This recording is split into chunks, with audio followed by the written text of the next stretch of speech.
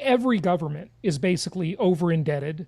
They're producing fiat currency. That's their main product, is the currency they produce. That's any government's and central bank's primary product, their widget, if you will, is the dollar, the yen, the euro, the Brazilian real, the peso, whatever, right? That's their product. And they must get us to keep consuming that product, because with that product, they control so much of our lives. And once that product becomes digital, they will control dramatically more.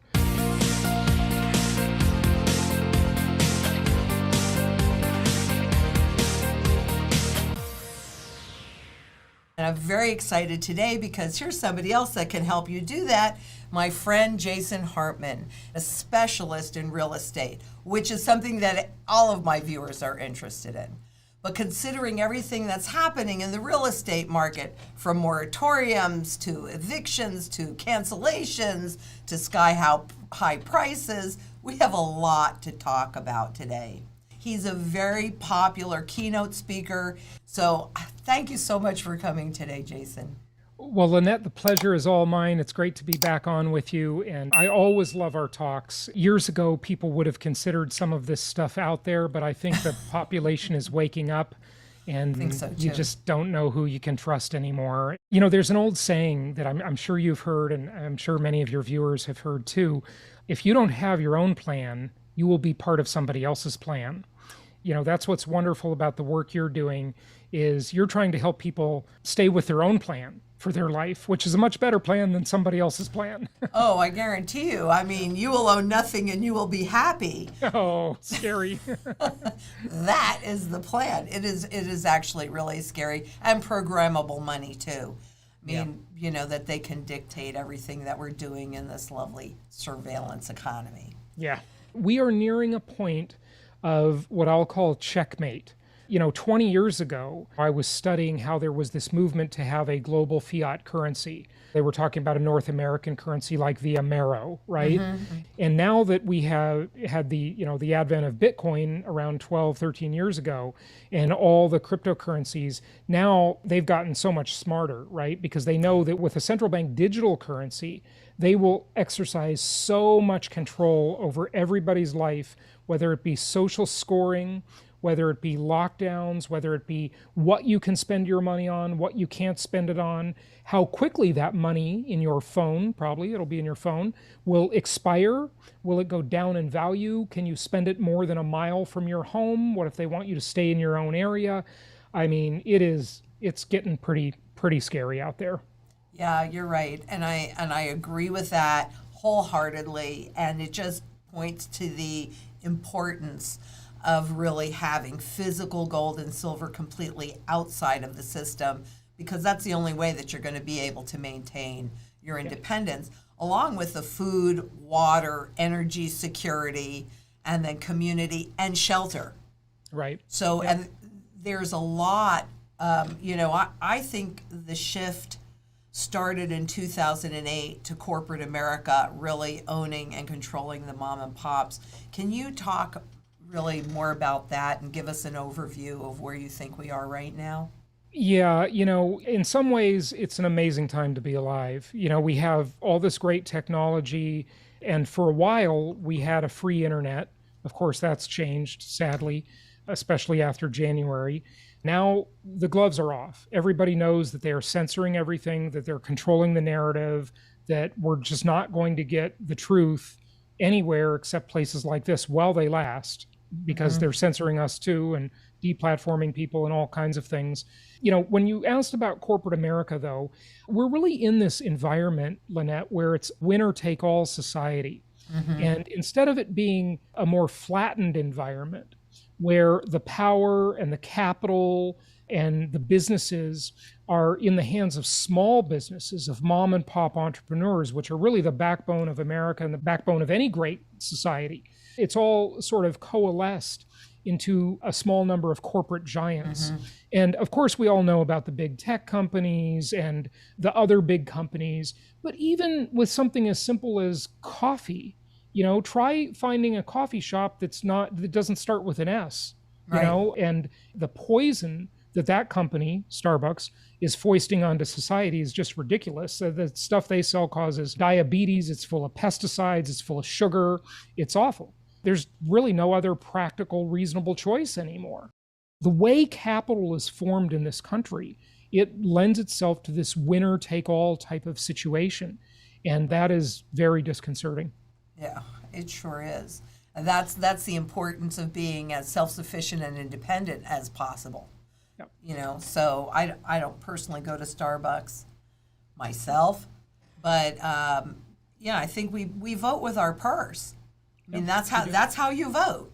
And if you support these guys that are taking over, and Amazon really did, that was the start of the death knell for the mom and pops, because they didn't have to make money. They didn't have to make profits. And Lynette, there's the flip side of that equation. You're absolutely right, because Amazon could do illogical things just like Uber and Lyft do. They run businesses at a loss by raising money. I mean, look, at raising money is not a business. Businesses actually sell products and services and mark them up. That's a business. That's okay? a business. You know, yeah. Raising money is not a business. Okay. That's a Ponzi scheme, essentially. You know, Amazon is not only putting the mom and pop businesses and retailers out of business, but they're also destroying the lives of workers. You know, we all have read about the abuses, the terrible abuses, and absolute sort of iron thumb control that they exert in those warehouses on people. They have sensors that sense carbon dioxide, in other words, exhaling, because when those sensors are triggered, they can tell people are talking too much amongst themselves. They promote a diversity agenda, which, you know, on its face we think is good, but what really happens, and the reason the corporatocracy is promoting this diversity agenda, is because it splits people up into clans. Okay, you know, we all have seen that with BLM and the riots and all of this stuff, right? And, you know, just look at social media, everybody's arguing and fighting, and it makes much less likely to unionize, right? And gain some rights against the employer. You know, these are not capitalists, okay? These are the robber barons of our time. They are the new Carnegies, Mellons, Rockefellers, and Vanderbilts. They're just totally abusive, okay? They're abusing the workers. They're usually not abusing the customers. They're usually kind of customer-centric. And since most of the audience is the customer, they please the customer, right? By offering cheap products, mostly imported from China. Yeah. Right. And yeah.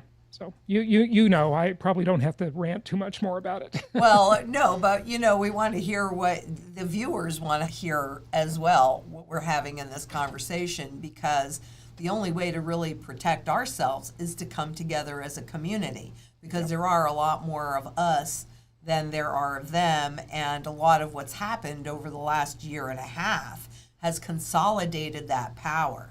Sure has. And they know that people will always default to convenience and price. And so that's how they woo us in. That's how the big companies are just, they've been just stealing all our data. You know, there's an old song, I think it's by Bob Seger, you remember it. You know, I'm not just a number, right? You're all just a number now. They have thousands of data points on each person. They've massively abused their privileges. They've invaded our privacy. They've sold our data. Remember, when the product is cheap or free, you are the product. So be really careful of that. You know, back to your point, though, earlier, Lynette, about being self-sufficient.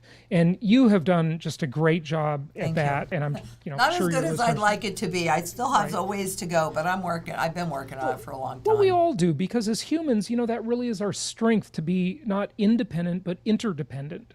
The problem is the version of interdependency we have now is giant corporations and government to individual people, right? Who have been fragmented up into clans. What we've got to remember is that the government, in times of crisis, and we do have a desperate government, and most governments around the world are quite desperate, not just the United States. So this is not just a U.S. thing. Right. For my podcast, I've got listeners in 189 countries. I'm sure you're about the same.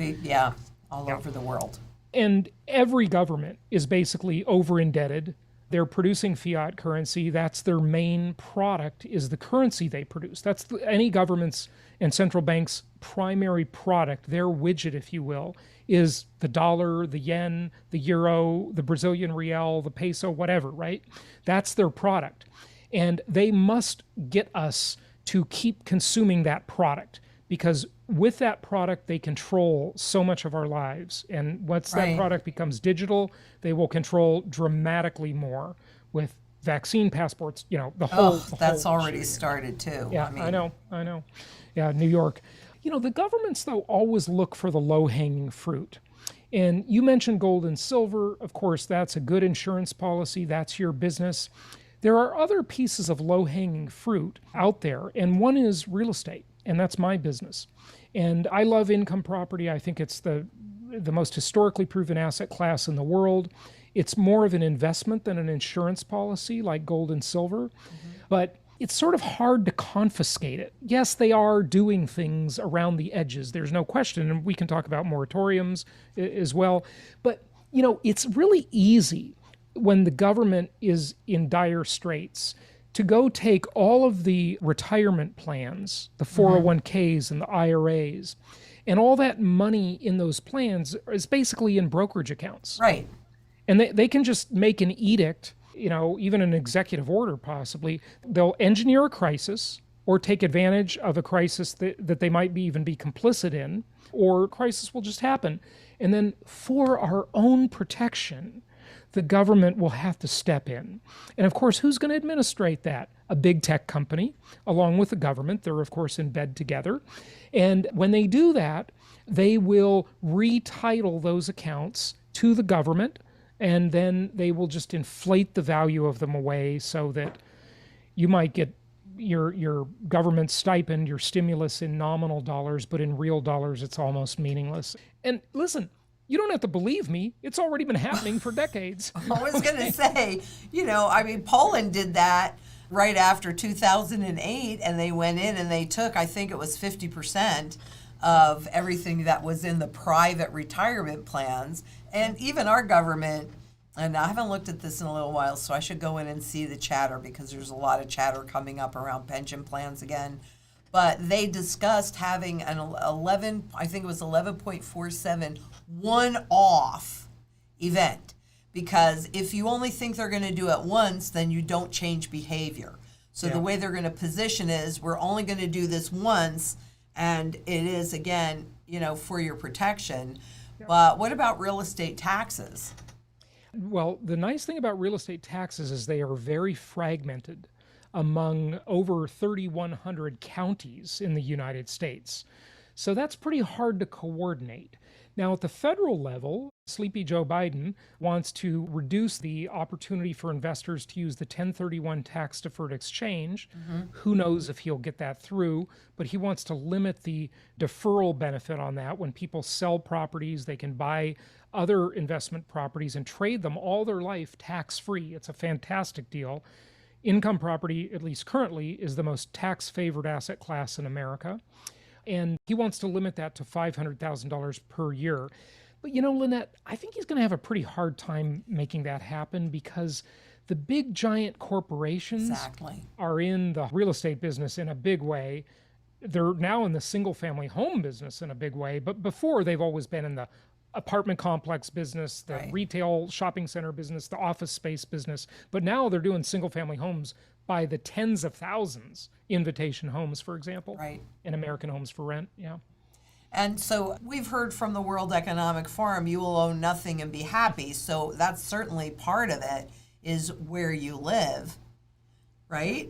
And no so then these big corporations can then dictate how much you're going to pay. And if everything's digital, it's easy enough for them to take it out. It sure is. It sure is. And so we'll see where that goes. But as far as the big companies in the single family home business, that number is definitely increasing. But in relation to the overall market size, it is like a drop in a bucket. It's nothing yet. It is increasing, but so far it's still a very, very small number. There's approximately 18 million single family rental homes in the country owned by mom and pop investors. And, the number owned by institutions is really a very small number. It is growing though, so it's something to keep an eye on. Well, and I've read a lot of documents when you're talking about the mom and pops. Of course, we've had the rent moratoriums that came in, but the costs, the taxes, the insurance, those other things keep going on. And so mom and pops, and please correct me if I'm wrong, because you know this area better than I do, but the mom and pops are getting squeezed out. And you're also looking at prices, nominal prices of these properties at, insane levels again, which corporations don't really care because they're borrowing that money for zero and then basically turning around and taking that debt and turning it into a Wall Street product and selling off the risk. Right. Is that what you're seeing? That is what we're seeing, but again, it's not that big a deal yet. However, it is increasing. As far as the moratoriums, I was commenting on that, interestingly, on Monday night on RT News, as we talked about. And then literally the next day, after I was talking on the news about how they were ending the moratoriums, they put them back into effect through the CDC now. Did anybody ever imagine that the Center for Disease Control would be dictating rental housing policy? I couldn't have imagined that. Honestly, I couldn't have. It's kind of insane. I'm dumbfounded, Right. These are crazy times. They really are. So basically what's happening in so many ways in our life, not just with rental housing, just they're doing it from every angle you can imagine. It's a taking. Okay. Right. It's a taking. It's a wealth transfer. It's a wealth transfer. It's a centralization of power and control. All of these things are very worrisome. Yeah, they really are. But do you think, with the scarcity of properties on the market, do you think that the corporations going in and buying big tracts of home, it's, isn't it making it almost impossible, especially for a first-time home buyer? And that percentage of mortgage debt is really, the mortgage boom is driving debt levels for individuals that are buying their own homes to new heights. Yeah, that's sort of a complicated issue because you really have a lot of layers to peel back on that onion, if you will.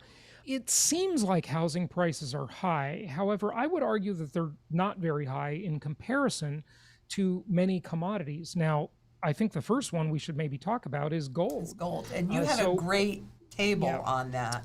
I do. And what's really interesting here, Lynette, is to see how powerful gold has been as an insurance policy to maintain purchasing power over decades.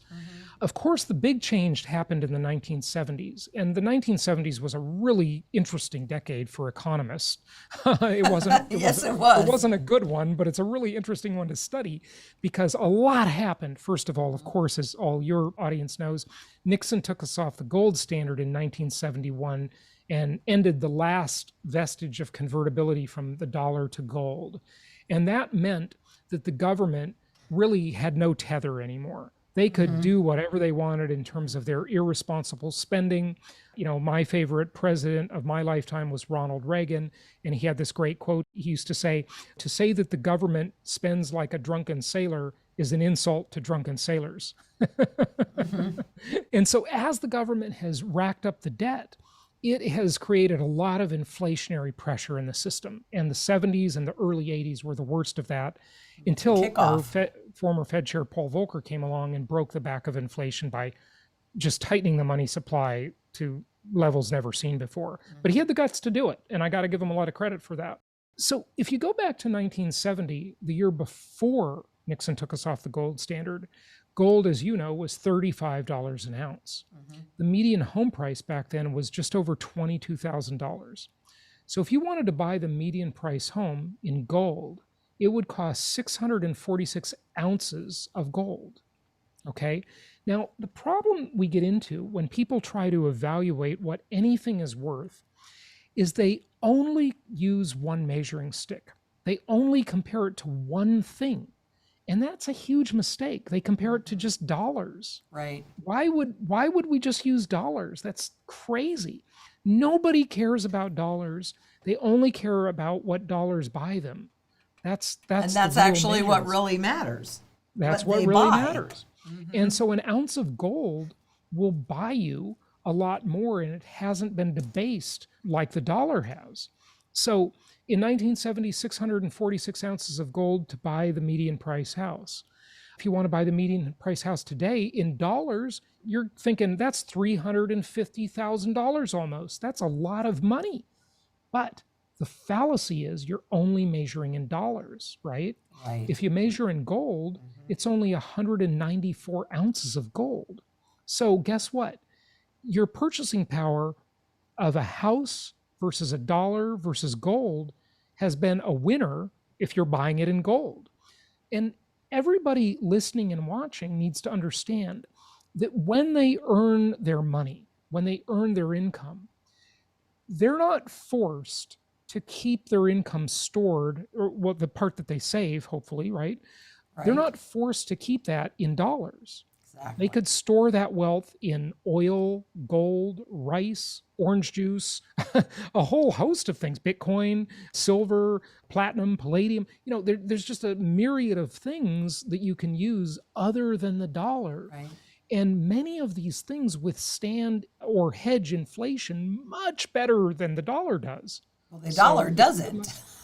yeah, no, it doesn't. The It dollar doesn't doesn't at at all. all.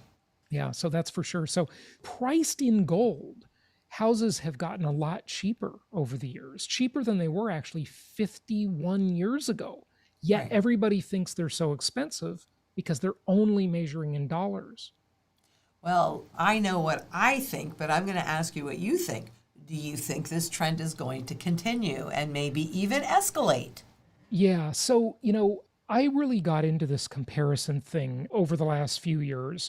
I always say to my audience, Lynette, maybe for the past, I don't know, 6 or 7 years, compared to what? I always ask Right. that question. And they've dubbed it the Jason Hartman question, compared to what? Now, clearly I did not invent the question, okay?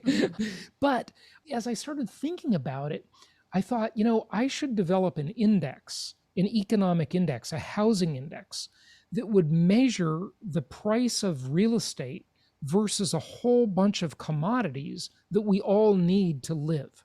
And in so doing, I created the HCI, the Hartman Comparison Index, and it measures 70 different commodities now. Okay, that's how big the index is currently. And some commodities, priced in some things, houses have become more expensive, and in others, they've become less expensive. And I'm happy to share more examples than just gold if you like. Sure. I think everybody'd be interested in seeing that. Good. The question is, priced in gold, is real estate cheap or expensive? It's very cheap. It's less than 1/3 of what it cost 51 years ago, 2 generations ago. Priced in Bitcoin, we can't go back very far, but it's Right. much cheaper priced in Bitcoin. Okay, so we'll just leave that one. But Bitcoin's highly speculative, right? The cryptocurrencies are very risky. They fluctuate like crazy, as we all know. But I think a good one to use is oil, because oil, no matter what anybody says, is arguably the most important commodity in the entire world. Forget about what the greenies say. The world runs on oil, folks. Okay. Yeah, that's not changing that quickly. It's not changing Not anytime changing soon. that quickly. And what's interesting, Lynette, is if anybody remembers back to the 70s again, I do. remember all this fear of peak oil, right? There was all this talk, and you can look up peak oil, that phrase, in Wikipedia and read about it to understand it. They thought the world would run out of oil, but what they didn't count on was that humans, being very innovative, they invented new technologies to get more oil, right? And so, we use that now, and oil has become cheaper in some cases. But the world runs on oil. I would say it is the most important commodity on Earth, after, of course, oxygen and water. Okay, but we're not pricing that. Right. So in 1970, if you wanted to go back and buy that median price house, it would cost you 6,746 barrels, and a barrel is about 55 gallons, barrels of oil. So almost 7,000 barrels of oil to buy a house 51 years ago. If you fast forward that to just 10 years, 10 years after that, in 1980, it only cost 2,043 barrels of oil to buy a house. Okay, so if you saved money in that 10-year period, denominated in oil or gold, you would have been much better 10 years later in 1980 buying a house in those commodities than in dollars. Your dollar got debased, but the commodities went up, or, vis-a-vis the dollar, right? And by 2021, today, 4,600 barrels of oil to buy a house. So in 51 years, over 5 decades, it's now cheaper to buy a house priced in oil. And oil in 1970 was only $3 a barrel. Today it's $75 a barrel when we did this in June. That's our last pricing. So priced in oil, it's cheap, okay? So it's not cheap in everything though. I can go with a bunch of examples, but I don't want to bore you, but I would just say this. The next one is orange juice, okay? Orange juice is a commodity. It's traded globally. And priced in orange juice, housing has actually become a lot more expensive. So 51 years ago, it'd be 51,000 pounds of orange juice. And today, it's over 280,000 pounds of orange juice to buy a house. So these things are uneven. Can I ask you a question in here? I'm wondering, do you do this with an entire food basket? Or do you do just the individual kind of things? Because that would be really interesting if there was a set standard food basket that most people buy. That's a great idea. And we have priced it against a whole bunch of things. We toyed with the idea of pricing it against the CPI, but of course we all know the CPI, the Consumer Price Index, is such a big lie. Right. It's so manipulated, that you can't even use it. So we've looked at a lot of that stuff. There are many food items in here. There are things like haircuts in the index. There are all sorts of things in it. We've got about 70 items in it now. And overall, just to bring this to a finality, I can say that priced in all of these things, when they are all averaged out and weighted and normalized, housing is still very cheap historically. And there's a stage 2 of the Hartman Comparison Index. And it is not talking about the price of the house, as we have been. It's talking about the payment on the house. And with these dysfunctionally, toxic, artificially low interest rates, not that I have an opinion about this. No, that's why I had you on here, because you have no opinions about anything. I'm a teddy bear, no opinions at all. Absolutely. With those things, it is super cheap. When you price the mortgage payment, the principal and interest payment, it is incredibly cheap. And by the way, I just want to state for the record, I would love nothing more than to see Bitcoin be the thing. A decentralized currency controlled by the people rather than central planners, I think would be awesome. I just don't know, because look, the two most powerful entities the world has ever known are governments and central banks, and they're not going to give up control easily. Right. And now a lot of the fintech companies and those large companies, I mean, if there is indeed a finite number of Bitcoin, they own a lot of them. Yeah. Hello, Elon. Yeah. Well, and Elon goes back and forth, and you see how volatile that is. Because when Elon makes a tweet, he can crash the price of Bitcoin, right? Yeah. I don't know that you can really do that kind of thing with gold when you've got a 5 millennia history from Egyptian times, right? You can't manipulate it as much. It has its manipulation. You can with sure, the paper market. Yeah, of course. And of course, GATA, the Gold Antitrust Action Committee, and all of that. I mean, look at everything's manipulated, okay? Yeah, it really is. There's some degree of manipulation in everything. My concern is that if people, and I like fixed rate debt is fine, long as you have the ability to pay it off in a heartbeat when you need to. Because part of the plans, as I've read from the IMF, is to have all equity and all assets held in digital form and broken down. So if you have like 300,000 in equity in your home and it's held in digital form on your phone, but broken down into dollar bills, and then they know everything about you, right? And so they know how to inspire you to spend, then you end up spending your equity. Or punish you because you wrote something bad online. Exactly. Yeah, I mean, it just gives them a whole lot more concern. For me, that's the function of gold, right? Because when they reset a currency, and you may not think the currency is going into reset, but there's, do you think we're going into hyperinflation and reset? I should Well, ask you that before I make that assumption. yeah, hyperinflation doesn't really have like an academic definition. It's sort of like up to an opinion as to what that means, right? But will it be Zimbabwe or Hungary or Argentina style? I doubt it. I just think they're pretty good, and I don't mean this in a positive way, but they're pretty good at running a centrally planned economy. And that's not good for us. I'm just I saying would that, say running a centrally planned economy into a wall. yeah, of course, but I don't think they will run it into a wall in such an intense fashion as has happened historically. The best way to control the population is to do that slowly. I mean, it's the old thing of how do you boil a frog, right? You put them in some nice, warm, comfortable water, you turn it up slowly. That's the plan. That's the best. Well, that's what they've been doing. Yeah. And we'll see, And so because they'll I turn think up we're the at heat a the little end. more and a little more. Yeah. So back to the question, and I'll keep, everybody knows what my opinion is on that. Yeah. So I'll just kind of keep that The aside debt here. question. Yeah. Let's finish. just focus on the question. Sure. When we Absolutely. get into dire straits, and really like we saw in 2008 with homeowners that were underwater, right? And because the nominal prices on real estate has gone up, nobody is really underwater anymore. But if you don't have, how do you feel about having a means to pay that debt off should you need to? Because I think what they'll use is that crisis to say, well, okay, we're going to restructure your mortgage and we'll waive this or that as long as you agree to hold it, the equity in digital form. Look, at the end of the day, they can do whatever they want. Right. Okay. It's a fact. We do have some checks and balances, but the trend is certainly in the direction of much more control over our lives, sadly. Okay. Yes. But it really goes back to the low-hanging fruit.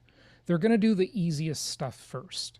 And the easiest thing to do is cut stimulus checks, create inflation by incentivizing people not to work so the businesses have to compete with the government. I mean, I saw a sign the other day that Dollar General is now paying $20.75 per hour to work at Dollar General with a $500 signing bonus. McDonald's is paying $500 to $1,000 signing bonuses. Basically, these businesses are all being forced to compete with the government to get people to work, right? As far as that equity in your real estate, that is not low-hanging fruit. That's complicated for them. Now, granted, they could get there, but it's just not going to be the place they go first. I think the first place they will go is they'll go to the retirement accounts. Oh, yeah. And they'll attack that. They'll attack the cryptocurrency, the exchanges. They've already told all these exchanges, you got to know your customer just like the bank. And, they're making it really difficult. They examine blockchains all the time. They have investigators. That's like their whole career. So they're controlling all of that stuff. But when things are paper or digital versus physical, like real estate and gold, it's just much easier to control them. So that's the low-hanging fruit. Did you mean that they're less easier to Less. control when they're physical? Easy to control when digital and paper, and hard to control when physical. I agree. Okay. But do you think that people need to be prepared to pay that debt off in the next crisis when they go after that low-hanging? Because there'll be different low-hanging fruit in a crisis when people are freaking out, as we've seen. Yeah. It changes. It's dynamic. You're absolutely right about that. I don't think I would worry too terribly much about that, and I'll tell you why. Having been in real estate for many decades now, and having, of course, been through the last crisis, which was 2008, all the people who did the wrong thing got the perks and the benefits, and all the people that did the right thing got screwed. Okay. And it also happened before that during Hurricane Katrina, and it happens in every natural disaster. Think about it. So the right thing to do, at least it used to be the right thing to do, would be to live prudently, to pay for things in cash, and if you have to borrow, to pay them down quickly, and delay your gratification to own your things and pay your debts, right? But the new thing is, sadly, and I don't think it's right, I'm just saying it's the way it is that if you have a high mortgage balance, and I always say the best insurance is a high loan balance, because during any natural disaster, Katrina, an earthquake, whatever, FEMA will come along and give either free or low interest loans, and other government agencies like USDA will do that too. I remember during Katrina, the attorneys general for like 5 of the affected states told the lenders that they had to do a mortgage payment moratorium for 6 months. And they may have even extended that. I can't remember. Well, we're in a mortgage moratorium now. Well, that's a forbearance, a little different, but yes, you're right. But what I'm saying is, guess what happened to the people who were in the Katrina hurricane and paid their house off or had 50% equity, right? They got nothing. They got no, low interest anything. They couldn't get a refi and pull cash out. Real estate is a great asset, but it's not a great bank. It's better to keep your money in another asset, your wealth in that asset, like gold, for example, right? And have that because it's portable, it's not very trackable. I mean, look at all these other countries like Iran, right? I've had a lot of Persian people work for me over the years, and they all tell me stories. When they had, their uprising in the late 70s, right? They left with the jewelry on their body. Right. And maybe a couple of pieces of gold in their pocket. They couldn't take Right. their house with them.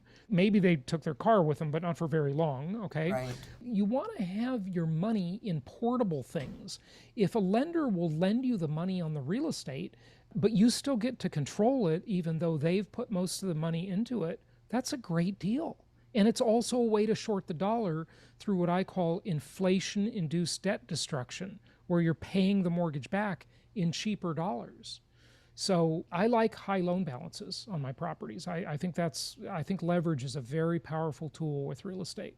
Well, of course, you But have to you use it also responsibly. Right, but you also have gold.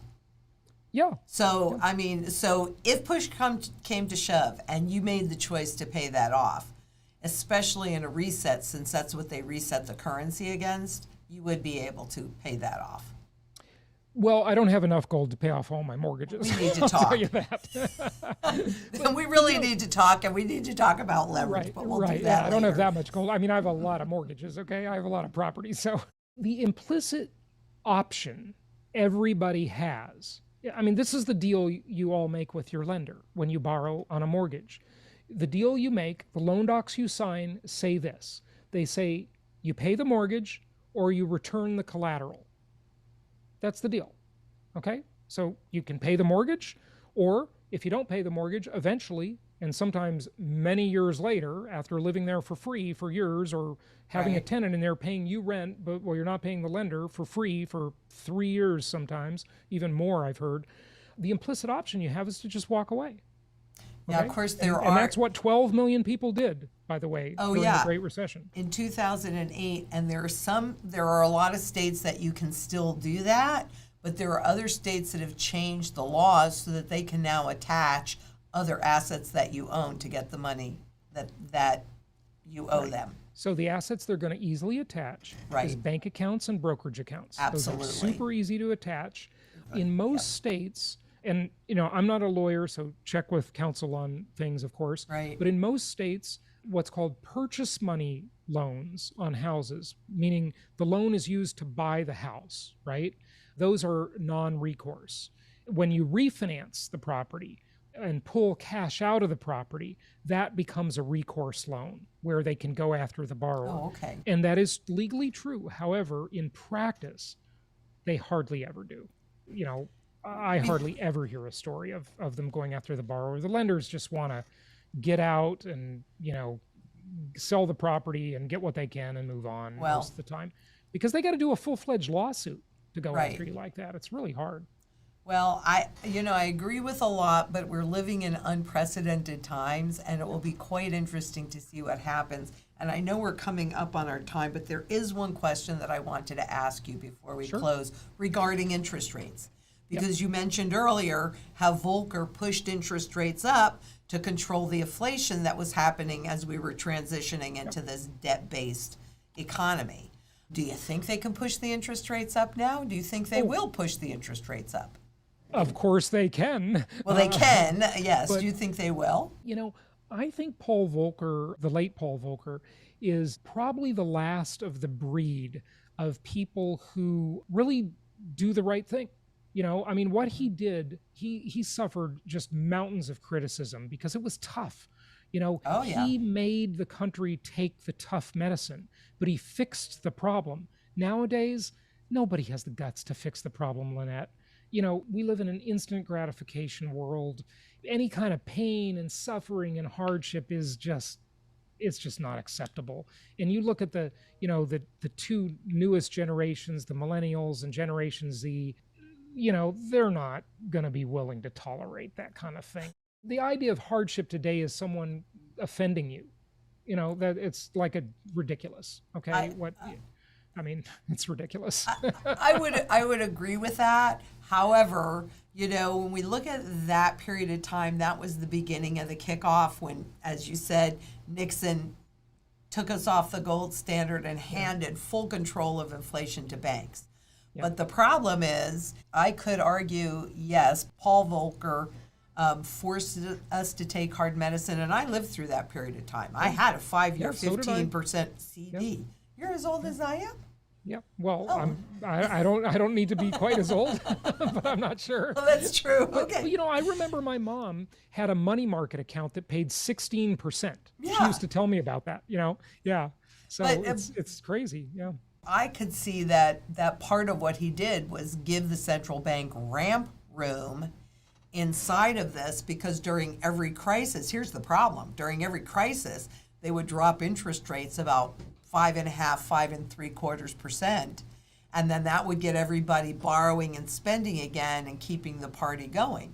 But Right. they're out of that. This is really what the problem is. They're out of that tool.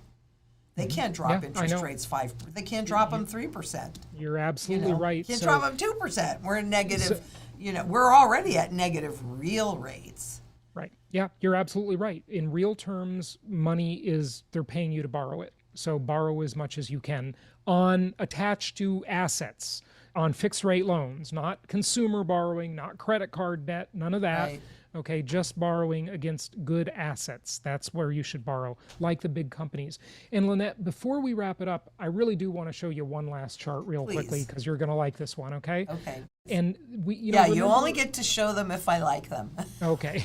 Well, if you I'm don't only like it, kidding. your listeners will like it, okay? Remember, we talked not only about the price of the house compared to gold and other commodities, but how about the mortgage payment on the house? And here it is, okay? So back in 1970, and I'm just going to talk about gold here only, okay? I mean, barrels of oil are right next to it on the chart, and orange juice is right over here. But in gold, if you wanted to pay your mortgage payment in 1970, 5 decades ago, it would cost you 4.1 ounces of gold to pay your mortgage each month.